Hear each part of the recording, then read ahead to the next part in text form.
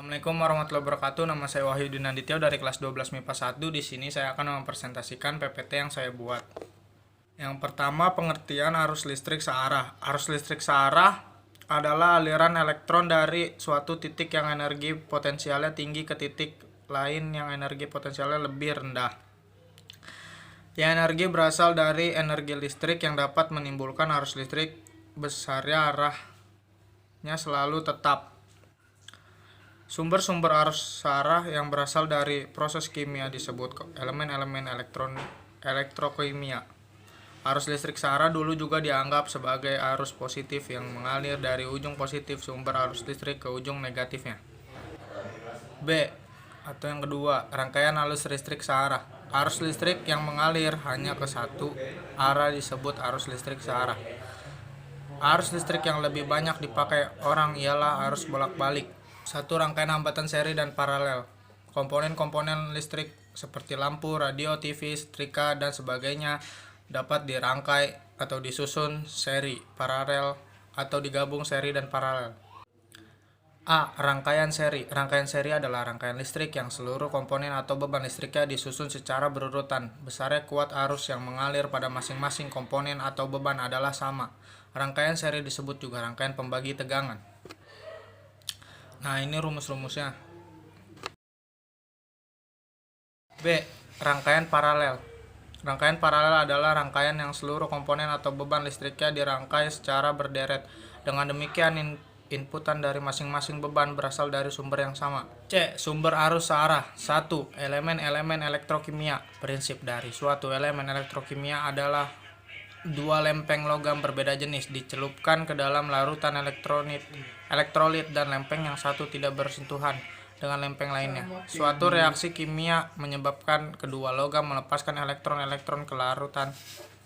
Salah satu lempeng melepaskan elektron lebih banyak dari lempeng lain, sehingga lempeng itu potensialnya menjadi lebih rendah daripada lempeng lain tadi. Beda potensial antara kedua lempeng tersebut dapat menimbulkan arus listrik dalam suatu rangkaian. Elemen elektrokimia dapat digolongkan menjadi dua golongan, yaitu elemen primer dan elemen sekunder. A. Elemen primer. Pada elemen primer, reaksi kimia tidak dapat dibalikan, sehingga elemen jenis ini hanya dapat dipakai selama reaksi di dalamnya berlangsung. Jika reaksi kimia selesai, maka bahan kimia di dalamnya tidak dapat dikembalikan menjadi bahan kimia semula. Contoh sumber arus yang termasuk elemen primer yaitu elemen volta, elemen lance, elemen kering, elemen alkalin, dan elemen raksa. B. Elemen sekunder. Dalam kehidupan sehari-hari, elemen sekunder ini dikendalikan dengan sebutan akumulator atau aki. Akumulator merupakan elemen elektrokimia, bahan-bahan reaksi dapat diperbaharui kembali. Artinya, apabila bahan-bahan reaksi sudah tidak berfungsi lagi, maka dapat diperbarui kembali dengan cara mengalirkan arus listrik dari sumber luar yang arahnya berlawanan dengan arus yang dihasilkan akumulator. 2. Generator arus. Selain diperoleh dari elemen-elemen elektrokimia, sumber arus searah bisa juga dapat dari generator arus searah. Generator adalah alat yang dapat mengubah energi mekanik atau gerak menjadi energi listrik.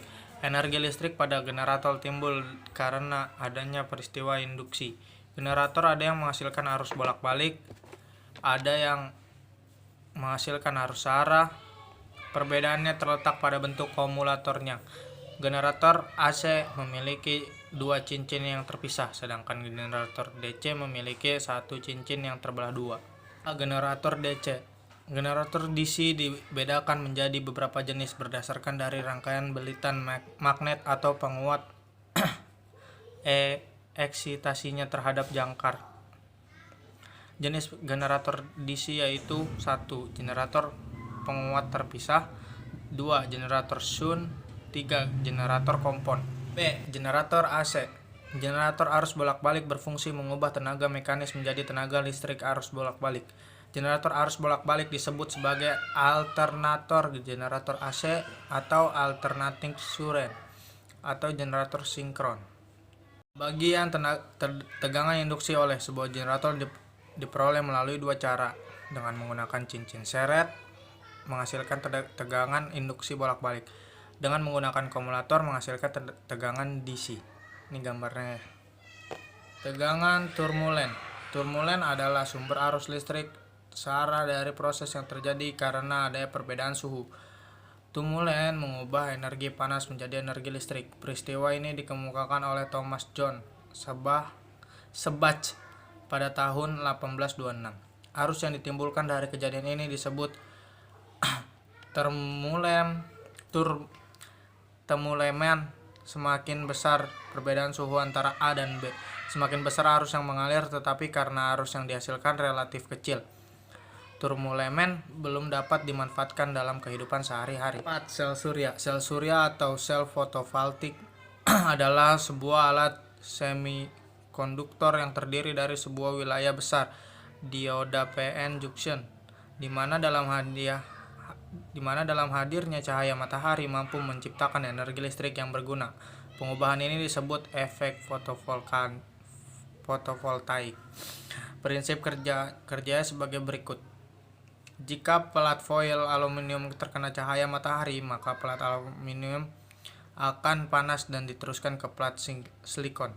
Silikon bersifat semikonduktor sehingga pada suhu yang tinggi, elektron-elektron akan terlepas dan menempel pada foil. Dan muatan-muatan positifnya menempel pada foil besi. Jika kedua foil dihubungkan melalui rangkaian luar, maka akan menimbulkan aliran elektron. Ini karena pada kedua foil tersebut terdapat perbedaan potensialnya. Besar arusnya pun sangat tergantung pada intensitas cahaya yang menembus plat, jumlah sel yang ada, dan luas penampang yang terkena cahaya.